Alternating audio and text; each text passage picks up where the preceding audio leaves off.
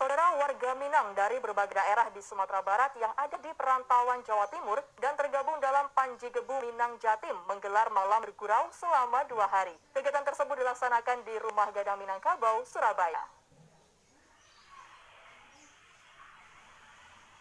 Bertempat di Rumah Gadang Minangkabau Jatim, Persatuan Warga Minang yang tergabung dalam Gebu Minang Jatim menggelar malam bergurau selama 2 hari.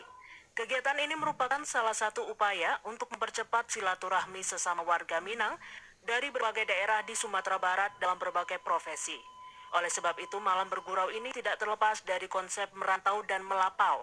Merantau merupakan suatu tuntutan budaya bagi laki-laki Minangkabau dengan meninggalkan kampung halamannya, sedangkan melapau merupakan tradisi bagi laki-laki setelah melakukan aktivitas seharian dengan bercanda dan bergurau. Kegiatan ini bertemakan Tati Lungkui Samu Makan Tanah, Tati Lantang Samu Minum Ayah. Tema ini merupakan bentuk kerjasama yang baik dalam bermasyarakat serta saling menjaga kekompakan dan persaudaraan. Malam bergurau ini membahas berbagai permasalahan dalam kehidupan sehari-hari baik bernegara, masalah pembangunan, maupun perekonomian yang ada di kampung halamannya.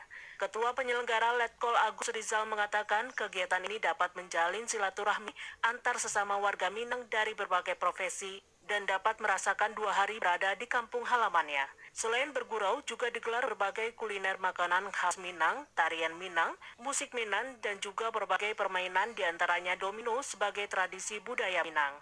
Kita sebagai warga Minang sama-sama merasakan bahwasanya setiap ada permasalahan, setiap ada problema, kita sama-sama mencari solusinya. Sehingga apapun masalah yang kita hadapi, kecil, sedang, besar, kita carikan jalan keluarnya. Tati lantang merupakan